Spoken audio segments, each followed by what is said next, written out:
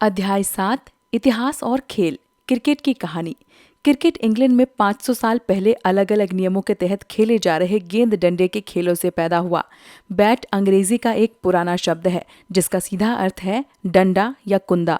17वीं सदी में एक खेल के रूप में क्रिकेट की आम पहचान बन चुकी थी और ये इतना लोकप्रिय हो चुका था कि रविवार को चर्च न जाकर मैच खेलने के लिए इसके दीवानों पर जुर्माना लगाया जाता था। 18वीं सदी के मध्य तक बल्ले की बनावट हॉकी स्टिक की तरह नीचे से मुड़ी होती थी। इसकी सीधी सी वजह ये थी कि बॉल लुढ़काकर अंडर आर्म फेंकी जाती थी और बैट के निचले सिरे का घुमाव बल्लेबाज को गेंद से संपर्क साधने में मदद करता था। इंग्लैंड के गांव से उठकर ये खेल कैसे और कब बड़े शहरों के विशाल स्टेडियम में खेला जाने वाला आधुनिक खेल बन गया, ये इतिहास का एक दिलचस्प विषय है, क्योंकि इतिहास का एक इस्तेमाल तो यही है कि वो हमें वर्तमान के बनने की कहानी बताए। खेल हमारी मौजूदा जिंदगी का एक अहम हिस्सा है। इसके जरिए हम अपना मनोरंजन करते हैं, एक दूसरे से होड़ लेते हैं, खुद को फिट रखते हैं और अपनी सामाजिक तरफदारी भी व्यक्त करते हैं। अगर आज के दिन लाखों करोड़ों हिंदुस्तानी सब कुछ छोड़ छाड़कर भारतीय टीम को टेस्ट या एक दिवसीय मैच खेलते देखने में जुट जाते हैं, तो ये जानना जरूरी लगता है कि दक्षिण पूर्व इंग्लैंड में खोजा गया ये गेंद डंडे का खेल आखिर भारतीय उपमहाद्वीप का जुनून कैसे बन गया। इस खेल की कहानी इसलिए भी दिलचस्प है क्योंकि एक ओर जहां उपनिवेशवाद व राष्ट्रवाद की बड़ी कहानी इससे जुड़ी है, तो दूसरी ओर धर्म व जाति की राजनीति ने भी एक हद तक इसका स्वरूप गढ़ा। क्रिकेट के इस इतिहास में पहले हम इंग्लैंड में इसके विकास को देखेंगे, उस समय प्रचलित शारीरिक चुस्ती व प्रशिक्षण की संस्कृति का भी जायजा लेंगे। तब हम भारत का रुख करते हुए क्रिकेट को यहाँ अपनाए जाने से लेकर इसमें हुए आधुनिक बदलावों तक की चर्चा करेंगे। हर एक खंड में हम ये देखेंगे कि खेल का इतिहास किस तरह सामाजिक इतिहास से नथा गुथा है। इंग्लैंड में खेल के रूप में क्रिकेट का ऐतिहासिक विकास। 18वीं व 19वीं सदी के इंग्लैंड के सामाजिक और राजनीतिक इतिहास ने क्रिकेट को इसका अनोखा स्वरूप प्रदान किया, क्योंकि ये क्रिकेट का शुरुआती दौर था। मिसाल के तौर पर यह सिर्फ टेस्ट क्रिकेट का ही अजूबा है कि खेल 5 दिन तक लगातार चले और कोई नतीजा न निकले। किसी भी अन्य आधुनिक खेल के खत्म होने में इससे आधा वक्त भी नहीं लगता। फुटबॉल मैच करीब 1.5 घंटे चलता है। गेंद व बल्ले से खेले जाने वाले बेसबॉल जैसे आधुनिक जमाने के लिहाज से अपेक्षाकृत लंबे खेल में भी उतने ही समय में 9 पारियां हो जाती हैं जितने में क्रिकेट के लघु संस्करण यानी एक दिवसीय मैच की एक पारी हो पाती है। क्रिकेट की एक और दिलचस्प खासियत यह है कि पिच की लंबाई तो तय यानी 22 गज की होती है, पर मैदान का आकार प्रकार एक सा नहीं होता। हॉकी, फुटबॉल जैसे दूसरे टीम खेलों में मैदान के आयाम तय होते हैं, क्रिकेट में नहीं। एडिलेड ओवल की तरह मैदान अंडाकार हो सकता है तो चेन्नई के चेपॉक की तरह लगभग गोल भी। मेलबर्न क्रिकेट ग्राउंड में छक्का होने के लिए गेंद को काफी दूरी तय करनी पड़ती है, जबकि दिल्ली के फिरोज शाह कोटला में थोड़े से प्रयास में ही गेंद सीमा रेखा के पार जाकर गिरती है। इन दोनों अजूबों के पीछे ऐतिहासिक कारण है। कायदा कानून से बंधने वाले खेलों में क्रिकेट का नंबर अव्वल था, यानी सॉकर व हॉकी जैसे बाकी खेलों के मुकाबले में क्रिकेट ने सबसे पहले अपने लिए नियम बनाए और वर्दियां भी अपनाई। क्रिकेट के कानून पहले पहल 1744 ईस्वी में लिखे गए। हाजिर शरीफों में से दोनों कप्तान 2 अंपायर चुनेंगे जिन्हें किसी भी विवाद को निपटाने का अंतिम अधिकार होगा। स्टंप 22 इंच ऊंचे होंगे, उनके बीच की गिल्लियां 6 इंच की, गेंद का वजन 5 से 6 औंस के बीच होगा और स्टंप के बीच की दूरी 22 गज की होगी। बल्ले के रूप व आकार पर कोई पाबंदी नहीं थी। ऐसा लगता है कि 40 नॉच या रन का स्कोर काफी बड़ा होता था, शायद इसलिए कि गेंदबाज तेजी से बल्लेबाज के नंगे पैड रहित पिंडलियों पर गेंद फेंकते थे। दुनिया का पहला क्रिकेट क्लब हैम्बल्टन में 1760 के दशक में बना और मैरी लिबॉन क्रिकेट क्लब यानी कि MCC की स्थापना 1787 में हुई। इसके अगले ही साल MCC ने क्रिकेट के नियमों में सुधार किए और उनका अभिभावक बन बैठा। MCC के सुधारों से खेल के रंग ढंग में ढेर सारे परिवर्तन हुए, जिन्हें 18वीं सदी के दूसरे हिस्से में लागू किया गया। 1760 व 1770 के दशक में जमीन पर लुढ़काने की जगह गेंद को हवा में लहराकर आगे पटकने का चलन हो गया था। इससे गेंदबाजों को गेंद की लंबाई का विकल्प तो मिला ही, वे अब हवा में चकमा भी दे सकते थे और पहले से कहीं तेज गेंदें फेंक सकते थे। इससे स्पिन और स्विंग के लिए नए दरवाजे खुले। जवाब में बल्लेबाजों को अपनी टाइमिंग व शॉट चयन पर महारत हासिल करनी थी। एक नतीजा तो फौरन ये हुआ कि मुड़े हुए बल्ले की जगह सीधे बल्ले ने ले ली। इन सब की वजह से हुनर व तकनीक महत्वपूर्ण हो गए, जबकि ऊबड़ खाबड़ मैदान या शुद्ध ताकत की भूमिका कम हो गई।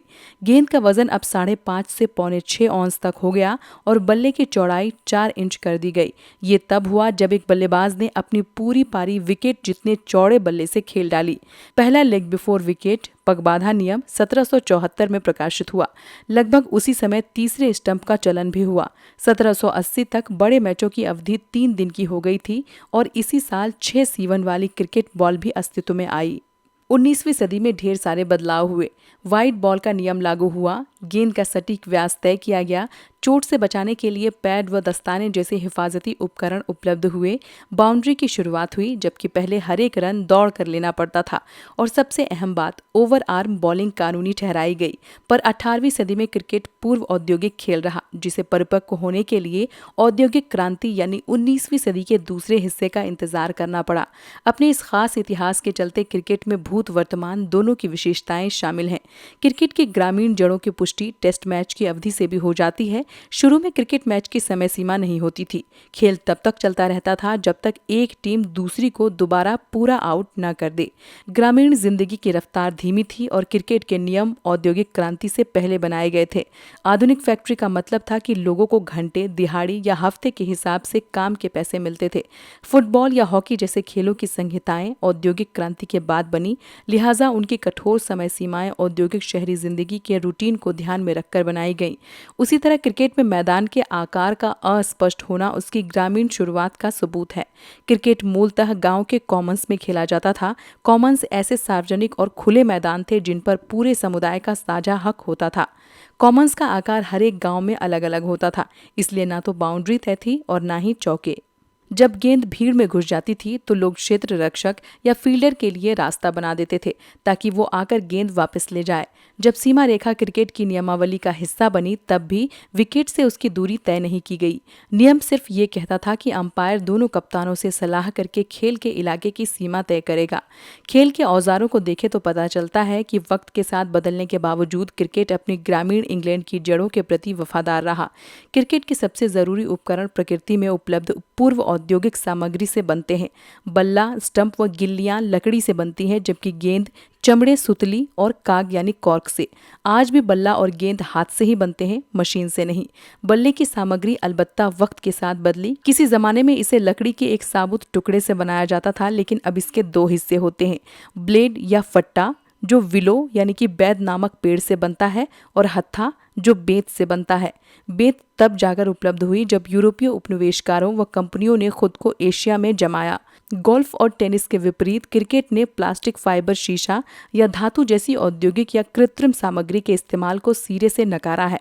जब ऑस्ट्रेलियाई क्रिकेटर डेनिस लिली ने एल्यूमिनियम के बल्ले से खेलने की कोशिश की तो अंपायरों ने उसे अवैध करार दिया। दूसरी ओर हिफाजती साज सामान पर तकनीकी बदलाव का सीधा असर पड़ा है। वोल्केनाइज्ड रबर की खोज के बाद पैड पहनने का रिवाज 1848 में चला। जल्द ही दस्ताने भी बने और धातु, सिंथेटिक व हल्की सामग्री से बने हेलमेट के बिना तो आधुनिक क्रिकेट की कल्पना ही असंभव है। क्रिकेट और विक्टोरियाई इंग्लैंड। इंग्लैंड में क्रिकेट के आयोजन पर अंग्रेजी समाज की छाप साफ है। अमीरों को जो मजे के लिए क्रिकेट खेलते थे शौकिया खिलाड़ी कहा गया और अपनी रोजी रोटी के लिए खेलने वाले गरीबों को पेशेवर यानी प्रोफेशनल कहा गया। अमीर शौकिया 2 कारणों से थे। एक, यह खेल उनके लिए एक तरह का मनोरंजन था। खेल के आनंद के लिए, न कि पैसे के लिए खेलना नवाबी ठाठ की निशानी था। दूसरे, खेल में अमीरों को लुभा सकने लायक पैसा भी नहीं था। पेशेवर खिलाड़ियों का मेहनताना वजीफा चंदे या गेट पर इकट्ठा किए गए पैसे से दिया जाता था। मौसमी होने के कारण खेल से साल भर का रोजगार तो नहीं मिल सकता था। जाड़े के महीनों यानी ऑफ सीजन में ज्यादातर पेशेवर खिलाड़ी खदानों में काम करते थे या कहीं और मजदूरी करते थे। शौकीनों की सामाजिक श्रेष्ठता क्रिकेट की परंपरा का हिस्सा बन गई। शौकीनों को जहां जेंटलमैन की उपाधि दी गई तो पेशेवरों को खिलाड़ी यानी प्लेयर्स का अदना सा नाम मिला। मैदान में घुसने के उनके प्रवेश द्वार भी अलग अलग थे। शौकीन जहां बल्लेबाज हुआ करते थे वहीं खेल में असली मशक्कत और ऊर्जा वाले काम जैसे तेज गेंदबाजी खिलाड़ियों के हिस्से आते थे। क्रिकेट में संदेह का लाभ यानी कि बेनिफिट ऑफ डाउट हमेशा बल्लेबाज को क्यों मिलता है, उसकी एक वजह ये भी है। क्रिकेट बल्लेबाजों का ही खेल इसलिए बना क्योंकि नियम बनाते समय बल्लेबाजी करने वाले जेंटलमैन को तरजीह दी गई। शौकिया खिलाड़ियों की सामाजिक श्रेष्ठता का ये नतीजा था कि टीम का कप्तान पारंपरिक तौर पर बल्लेबाज ही होता था। इसलिए नहीं कि बल्लेबाज कुदरती तौर पर बेहतर कप्तान होते थे, बल्कि इसलिए कि बल्लेबाज तो आमतौर पर जेंटलमैन ही होते थे। चाहे क्लब की टीम हो या राष्ट्रीय टीम, कप्तान तो शौकिया खिलाड़ी ही होता था। 1930 के दशक में जाकर पहली बार अंग्रेजी टीम की कप्तानी किसी पेशेवर खिलाड़ी यॉर्कशायर के बल्लेबाज लेन हटन ने की। अक्सर कहा जाता है कि वाटरलू का युद्ध ईटन के खेल के मैदान में जीता गया। इसका अर्थ यह है कि ब्रिटेन की सैनिक सफलता का राज उसके पब्लिक स्कूल के बच्चों को सिखाए गए मूल्यों में था। अंग्रेजी आवासीय विद्यालय में अंग्रेज लड़कों को शाही इंग्लैंड के 3 अहम संस्थानों सेना, प्रशासनिक सेवा व चर्च में करियर के लिए प्रशिक्षित किया जाता था।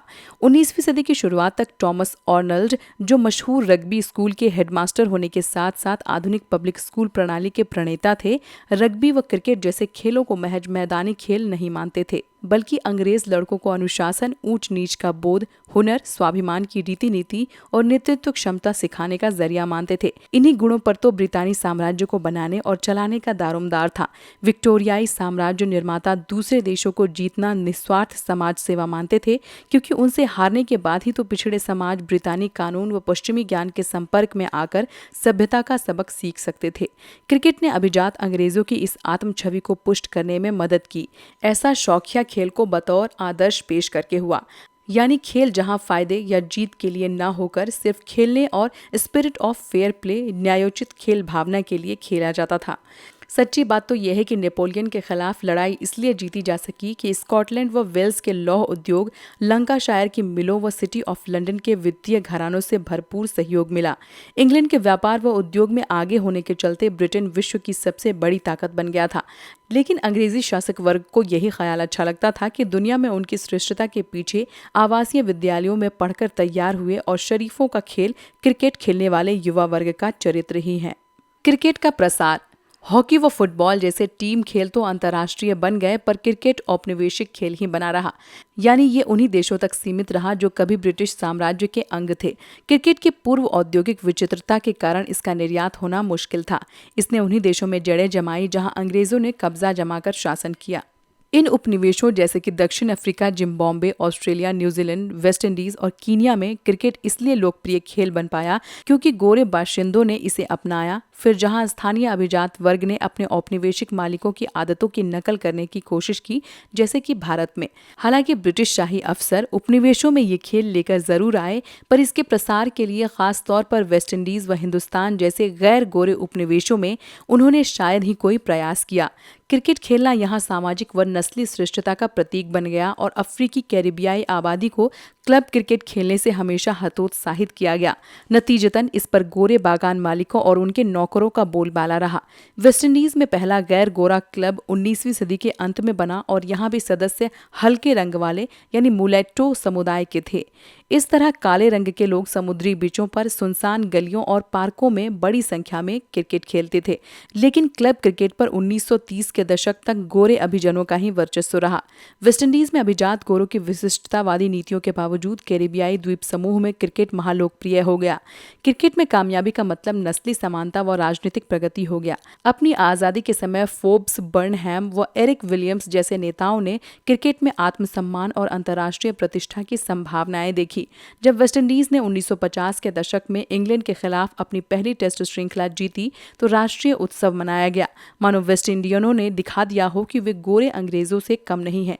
इस महान जीत में 2 विडंबनाएं थी। पहली, विजयी वेस्ट इंडीज की टीम का कप्तान एक गोरा ही था। याद रहे कि 1960 में पहली बार किसी अश्वेत फ्रैंक वॉरेल को नेतृत्व संभालने का मौका मिला। दूसरी, वेस्ट इंडीज की टीम किसी एक देश की नहीं थी, बल्कि उसमें कई डोमिनियनों के खिलाड़ी शामिल थे और ये राज्य बाद में स्वतंत्र देश बने। मजेदार बात यह है कि कैरिबियाई क्षेत्र की नुमाइंदगी करने वाली West Indian team West Indian एकता के तमाम असफल प्रयासों का एकमात्र अपवाद है। मजेदार बात यह है कि कैरिबियाई क्षेत्र की नुमाइंदगी करने वाली West Indian team West Indian एकता के तमाम असफल प्रयासों का एकमात्र अपवाद है। क्रिकेट के फैन जानते हैं कि क्रिकेट देखने का मतलब ही है कि आप किसी न किसी ओर से हैं। रणजी ट्रॉफी मैच में जब दिल्ली का मुंबई से मुकाबला हो तो दर्शक की वफादारी इस बात पर निर्भर करती है कि वो किस शहर का है या वो किसका साथ दे रहा है। जब भारत बनाम पाकिस्तान हो तो भोपाल या चेन्नई में टेलीविजन पर मैच देखते दर्शकों की भावनाएं राष्ट्रीय निष्ठाओं से तय होती हैं। लेकिन भारतीय प्रथम श्रेणी क्रिकेट के शुरुआती इतिहास में टीमों को भौगोलिक आधारों पर नहीं बांटा जाता था, बल्कि ये जानना दिलचस्प है कि 1932 के पहले किसी टीम को टेस्ट मैच में राष्ट्रीय नुमाइंदगी का अधिकार नहीं मिला था। तो टीमें बनती कैसे थी और राष्ट्रीय और क्षेत्रीय टीमों के नहीं होने की स्थिति में फैन अपनी तरफदारी कैसे तय करते थे? आइए देखें कि इतिहास के पास इन सवालों के क्या जवाब हैं। देखिए कि भारत में क्रिकेट कैसे पनपा और कौन सी वफादारियां ब्रितानी राज के जमाने में हिंदुस्तानियों को साथ ला रही थी और कौन उन्हें बांट रही थी। क्रिकेट नस्ल और धर्म। औपनिवेशिक भारत में क्रिकेट नस्ल व धर्म के आधार पर संगठित था। भारत में क्रिकेट का पहला सबूत हमें 1721 से मिला है, जो अंग्रेज जहाजियों द्वारा कैम्बे में खेले गए मैच का ब्यौरा है। पहला भारतीय क्लब कलकत्ता क्लब 1792 में बना। पूरी 18वीं सदी में क्रिकेट भारत में ब्रिटिश सैनिक व सिविल सर्वेंट्स द्वारा सिर्फ गोरे क्लबों व जिमखानों में खेला जाने वाला खेल रहा। इन क्लबों की निजी चारदीवारियों के अंदर क्रिकेट खेलने में मजा तो था ही, यह अंग्रेजों के भारतीय प्रवास के खतरों व मुश्किलों से राहत व पलायन का सामान भी था। हिंदुस्तानियों में इस खेल के लिए जरूरी हुनर की कमी समझी जाती थी, न ही उनसे खेलने की उम्मीद की जाती थी, लेकिन वो खेले। हिंदुस्तानी क्रिकेट यानी हिंदुस्तानियों द्वारा क्रिकेट की शुरुआत का श्रेय बंबई के जरतुष्टियों यानी पारसियों के छोटे से समुदाय को जाता है। व्यापार के चलते सबसे पहले अंग्रेजों के संपर्क में आए और पश्चिमीकृत होने वाले पहले भारतीय समुदाय के रूप में पारसियों ने 1848 में पहले क्रिकेट क्लब की स्थापना बंबई में की, जिसका नाम था ओरिएंटल क्रिकेट क्लब। पारसी क्लबों के प्रायोजक व वित्त पोषक थे टाटा व वाडिया जैसे पारसी व्यवसायी। क्रिकेट खेलने वाले गोरे प्रभुत्व वर्ग ने उत्साही पारसियों की कोई मदद नहीं की। उल्टे गोरों के बॉम्बे जिमखाना क्लब और पारसी क्रिकेटरों के बीच पार्क के इस्तेमाल को लेकर एक झगड़ा भी हुआ। पारसियों ने शिकायत की कि बॉम्बे जिमखाना के पोलो टीम के घोड़ों द्वारा रौंदे जाने के बाद मैदान क्रिकेट खेलने लायक नहीं रह गया। जब यह साफ हो गया कि औपनिवेशिक अधिकारी अपने देशवासियों का पक्ष ले रहे हैं, तो पारसियों ने क्रिकेट खेलने के लिए अपना खुद का जिमखाना बनाया। पर पारसियों व नस्लवादी बॉम्बे जिमखाना के बीच की इस स्पर्धा का अंत अच्छा हुआ। पारसियों की एक टीम ने बॉम्बे जिमखाना को 1889 में हरा दिया। यह भारतीय राष्ट्रीय कांग्रेस की स्थापना के 4 साल बाद हुआ और दिलचस्प बात यह है कि इस संस्था के मूल नेताओं में से एक दादा भाई नेरोजी, जो अपने वक्त के महान राजनेता व बुद्धिजीवी थे, पारसी ही थे। पारसी जिमखाना क्लब की स्थापना ने जैसे एक नई परंपरा डाल दी। दूसरे भारतीयों ने भी धर्म के आधार पर क्लब बनाने चालू कर दिए। हिंदू व मुसलमान दोनों ने ही 1890 के दशक में हिंदू व इस्लाम जिमखाना के लिए पैसे इकट्ठे करते दिखाई दिए। ब्रिटिश औपनिवेशिक भारत को राष्ट्र नहीं मानते थे। उनके लिए तो ये जातियों, नस्लों व धर्मों के लोगों का एक समुच्चय था, जिन्हें उन्होंने उपमहाद्वीप के स्तर पर एकीकृत किया। 19वीं सदी के अंत में कई हिंदुस्तानी संस्थाएं व आंदोलन जाति व धर्म के आधार पर ही बने, क्योंकि औपनिवेशिक सरकार भी इन बंटवारों को बढ़ावा देती थी। सामुदायिक संस्थाओं को फौरन मान्यता मिल जाती थी। मिसाल के तौर पर इस्लाम जिमखाना द्वारा बंबई के समुद्री इलाके के पास वाली जमीन की अर्जी पर विचार करते हुए बॉम्बे प्रेसिडेंसी के गवर्नर ने लिखा, हमें मानकर चलना चाहिए कि बहुत जल्द हमारे पास किसी हिंदू जिमखाना के लिए भी ऐसी ही अर्जी आएगी। इन अर्जियों को नामंजूर करने का कोई उपाय मेरे पास नहीं है, लेकिन मैं एक राष्ट्रीयता के जिमखाने की स्थापना के बाद आगे के आवेदनों को स्वीकार नहीं करूंगा। इस पत्र से जाहिर है कि औपनिवेशिक अफसर हर एक धार्मिक समुदाय को अलग राष्ट्रीयता मानते थे। ये भी साफ है कि धार्मिक प्रतिनिधित्व के नाम पर स्वीकृति की गुंजाइश ज्यादा थी। जिमखाना क्रिकेट के इतिहास ने प्रथम श्रेणी के क्रिकेट को सांप्रदायिक व नस्ली आधारों पर संगठित करने की रिवायत डाली। औपनिवेशिक हिंदुस्तान में सबसे मशहूर क्रिकेट टूर्नामेंट खेलने वाली टीमें क्षेत्र के आधार पर नहीं बनती थी, जैसा कि आजकल रणजी ट्रॉफी में होता है, बल्कि धार्मिक समुदायों की बनती थी। इस टूर्नामेंट को शुरू में क्वाड्रेंगुलर या चतुष्कोणीय कहा गया, क्योंकि इसमें 4 टीमें यूरोपीय, पारसी, हिंदू व मुसलमान खेलती थी। बाद में ये पेंटागुलर या 5 कोणीय हो गया और द रेस्ट नाम की नई टीम में भारतीय, ईसाई जैसे बचे खुचे समुदायों की नुमाइंदगी दी गई। मिसाल के तौर पर विजय हजारे, जो ईसाई थे, द रेस्ट के लिए खेलते थे। पत्रकारों, क्रिकेटरों व राजनेताओं ने 1930 से 40 के दशक तक इस 5 कोणीय टूर्नामेंट के नस्लवादी व सांप्रदायिक बुनियाद पर सवाल उठाने शुरू कर दिए थे। बॉम्बे क्रॉनिकल नामक अखबार के मशहूर संपादक S.A. Barelvi, radio commentator AFS Talyarkhan और भारत के सबसे लोकप्रिय राजनेता महात्मा गांधी ने पेंटागुलर समुदाय के आधार पर बांटने वाला बताकर इसकी निंदा की। उनका कहना था कि ऐसे समय में जब राष्ट्रवादी हिंदुस्तानी आवाम को एकजुट करना चाह रहे थे, इस टूर्नामेंट का क्या तुक था। इसके विपरीत क्षेत्र आधारित नेशनल क्रिकेट चैंपियनशिप नामक एक नए टूर्नामेंट का आयोजन शुरू हुआ, जिसे बाद में रणजी ट्रॉफी कहा गया। लेकिन 5 कोणीय टूर्नामेंट की जगह लेने के लिए इसे आज़ादी का इंतजार करना पड़ा। 5 कोणीय टूर्नामेंट की नींव में ब्रितानी सरकार की फूट डालो राज करो की नीति थी। ये एक औपनिवेशिक टूर्नामेंट था जो ब्रिटिश राज के साथ खत्म हो गया। खेल के आधुनिक बदलाव। आधुनिक क्रिकेट में टेस्ट और एक दिवसीय इंटरनेशनल का वर्चस्व है, जिन्हें राष्ट्रीय टीमों के बीच खेला जाता है। मशहूर होकर लोगों की यादों में रच बस जाने वाले क्रिकेट आमतौर पर अपनी राष्ट्रीय टीमों के खिलाड़ी होते हैं। 5 कोणीय और चतुष्कोणीय मैचों के दौर से उन्हीं खिलाड़ियों को हिंदुस्तानी फैन याद करते हैं जिन्हें टेस्ट क्रिकेट खेलने का सौभाग्य प्राप्त हुआ। अपने समय के बेहतरीन बल्लेबाज CK नायडू को तो लोग अब भी याद करते हैं, जबकि पालवंकर विट्ठल व पावलंकर बालू जैसे उनके अन्य समकालीन इसलिए भुला दिए गए हैं क्योंकि नायडू का करियर तो लंबा था, पर ये दोनों खिलाड़ी टेस्ट क्रिकेट खेलने के वक्त तक सक्रिय नहीं रहे। हालांकि नायडू भी इंग्लैंड के खिलाफ 1932 में शुरू होने वाले पहले क्रिकेट मैचों तक अपने पुराने फॉर्म में नहीं थे, पर देश के पहले टेस्ट कप्तान के रूप में इतिहास में उनका नाम सुरक्षित है। इस तरह भारत ने आजाद होने के 1.5 दशक पहले ही टेस्ट क्रिकेट में प्रवेश ले लिया था। ऐसा इसलिए संभव हुआ क्योंकि 1877 में अपनी शुरुआत से ही टेस्ट क्रिकेट ब्रिटिश साम्राज्य के विभिन्न हिस्सों के बीच खेला जाता था, न कि संप्रभु राष्ट्रों के बीच। पहला टेस्ट ऑस्ट्रेलिया व इंग्लैंड के बीच जब खेला गया तब ऑस्ट्रेलिया गोरों का उपनिवेश भर था, स्वशासी डोमिनियन राज्य भी नहीं था।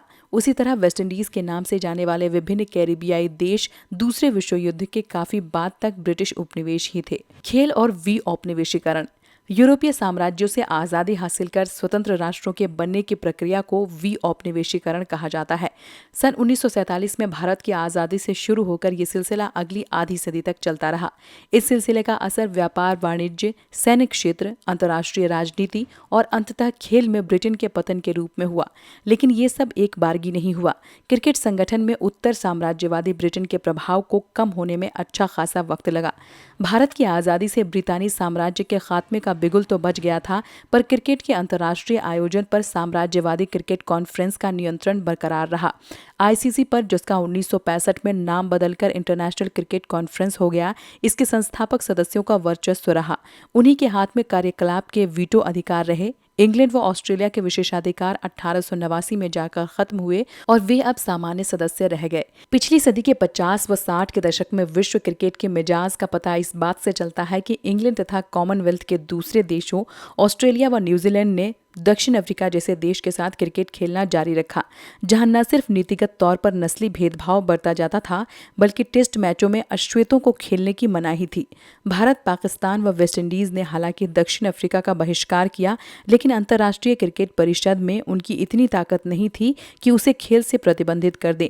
ये तभी हो पाया जब एशिया व अफ्रीका में उपनिवेशवाद से नए आज़ाद हुए देशों ने और साथ में ब्रिटेन की उदारवादी हवा ने अंग्रेजी क्रिकेट के अधिकारियों पर दबाव डालकर 1970 में ब्रिटेन के दक्षिण अफ्रीकी दौरे को रद्द करवाने में कामयाबी पाई। आज के दौर में व्यापार, मीडिया और क्रिकेट 1970 के दशक में काफी बदल गया। ये ऐसा दौर था जिसमें इस पारंपरिक खेल ने बदलते जमाने के साथ खुद को ढाल लिया। अगर 1970 में दक्षिण अफ्रीका को क्रिकेट से बहिष्कृत किया गया तो 1971 को इसलिए याद किया जाएगा क्योंकि इस साल इंग्लैंड व ऑस्ट्रेलिया के बीच सबसे पहला एक दिवसीय मैच मेलबर्न में खेला गया। क्रिकेट का ये छोटा संस्करण इतना लोकप्रिय हुआ कि 1975 में पहला विश्व कप खेला गया और सफल रहा। फिर 1977 में जब क्रिकेट टेस्ट मैचों की 100वीं जयंती मना रहा था तो खेल हमेशा के लिए बदल गया। इस बदलाव में किसी खिलाड़ी या प्रशासक का नहीं, बल्कि एक व्यवसायी का हाथ था। कैरी पैकर नामक ऑस्ट्रेलियाई टेलीविजन मुगल ने क्रिकेट के प्रसारण की बाजारी संभावनाओं को भांपकर दुनिया के 51 बेहतरीन खिलाड़ियों को उनके बोर्ड की मर्जी के खिलाफ अनुबंध पर ले लिया और 2 सालों तक वर्ल्ड सीरीज क्रिकेट नाम से समांतर गैर अधिकृत टेस्ट व एक दिवसीय खेलों का आयोजन किया। पैकर का यह सर्कस 2 सालों के बाद पैक हो गया, लेकिन टेलीविजन दर्शकों को लुभाने के लिए उसके द्वारा किए गए बदलाव स्थायी साबित हुए और इससे खेल का रंग ढंग ही बदल गया। रंगीन वर्दी, हिफाजती हेलमेट, क्षेत्र रक्षण की पाबंदियां, रोशनी जलाकर रात को क्रिकेट खेलना आदि कुछ ऐसी चीजें हैं जो पैकर के बाद क्रिकेट का स्थायी हिस्सा बन गए। सबसे अहम बात, पैकर ने जाहिर कर दिया कि क्रिकेट का बाजार है और इसे बेचकर बहुत पैसे कमाए जा सकते हैं। टेलीविजन कंपनियों ने विज्ञापन समय व्यावसायिक कंपनियों को बेचे, जिन्हें इतना बड़ा दर्शक समूह और कहाँ मिलता। निरंतर टीवी कवरेज के बाद क्रिकेट सेलिब्रिटी बन गए और उन्हें अपने क्रिकेट बोर्ड से तो ज्यादा वेतन मिलने ही लगा, पर उससे भी बड़ी कमाई के साधन टायर से लेकर कोला तक के टीवी विज्ञापन हो गए। टीवी प्रसारण से क्रिकेट बदल गया। इसके जरिए क्रिकेट की पहुंच छोटे शहरों व गांव के दर्शकों तक हो गई। क्रिकेट का सामाजिक आधार भी व्यापक हुआ। महानगरों से दूर रहने वाले बच्चे जो कभी बड़े मैच नहीं देख पाते थे, अब अपने नायकों को देखकर सीख सकते हैं। उपग्रह टीवी की तकनीक और बहुराष्ट्रीय कंपनियों की दुनिया भर की पहुंच के चलते क्रिकेट का वैश्विक बाजार बन गया। सिडनी में चल रहे मैच को अब सीधे सूरत में देखा जा सकता था। इस मामूली बात ने क्रिकेट की सत्ता का केंद्र ही बदल दिया। जिस प्रक्रिया की शुरुआत ब्रिटिश साम्राज्य के पतन से हुई थी, वो वैश्वीकरण में अपने तार्किक अंजाम तक पहुंची। चूंकि भारत में खेल के सबसे ज्यादा दर्शक थे और ये क्रिकेट खेलने वाले देशों में सबसे बड़ा बाजार था, इसलिए खेल का गुरुत्व केंद्र दक्षिण एशिया हो गया। प्रतीकात्मक तौर पर आईसीसी मुख्यालय का लंदन से टैक्स फ्री दुबई में आना स्वाभाविक लगता है। अंग्रेजी ऑस्ट्रेलियाई धुरी से गुरुत्व केंद्र को खिसकने की एक और निशानी ये है कि हाल के वर्षों में क्रिकेट के नए तकनीकी प्रयोग भारतीय उपमहाद्वीप के खिलाड़ियों ने शुरू किए हैं। पाकिस्तान ने गेंदबाजी को दूसरा व रिवर्स स्विंग नाम के दो अहम हथियार दिए। ये दोनों इजाद महाद्वीपीय स्थितियां की उपज हैं। दूसरा इसलिए कि भारी बल्लों से आक्रामक बल्लेबाजी करने वाले खिलाड़ी उंगलियों की स्पिन को बेकार साबित किए दे रहे थे, और रिवर्स स्विंग इसलिए कि खुली धूप में धूल उड़ाती बेजान पिचों पर तेज गेंदें घुमाई जा सकें। इन दोनों प्रयोगों को शुरू में इंग्लैंड व ऑस्ट्रेलिया जैसे देशों ने शक की नज़र से देखा। उन्हें लगा कि ये तो चोरी छिपे क्रिकेट के नियमों के साथ खिलवाड़ किया जा रहा है। वक्त के साथ ये मान लिया गया कि क्रिकेट के कानून सिर्फ ऑस्ट्रेलियाई या अंग्रेजी स्थितियों के मुताबिक नहीं बनाए जा सकते। इन जुगाड़ों को पूरी दुनिया के गेंदबाजों ने अपना लिया। लगभग 150 साल पहले भारत के अग्रणी क्रिकेटरों पारसियों को खेल के मैदान के लिए संघर्ष करना पड़ा था। आज वैश्विक बाजार ने हिंदुस्तानी क्रिकेटरों को खेल का सबसे मशहूर और अमीर खिलाड़ी बना दिया है। पूरी दुनिया जैसे अब उनका रंगमंच हो गया है। इस ऐतिहासिक बदलाव के पीछे कुछ छोटे मोटे कारण भी थे। शौकिया जेंटलमैन की जगह वेतन भोगी पेशेवरों का आना, लोकप्रियता में टेस्ट मैच क्रिकेट का एक दिवसीय मैचों द्वारा पछाड़ दिया जाना और वैश्विक वाणिज्य व प्रौद्योगिकी में अहम बदलावों का होना। वक्त के साथ परिवर्तन को समझना ही इतिहास का काम है। इस अध्याय में हमने एक औपनिवेशिक खेल के इतिहास के जरिए इसके विस्तार को समझा और ये भी कि उपनिवेशोत्तर जमाने में इसने खुद को कैसे ढाला।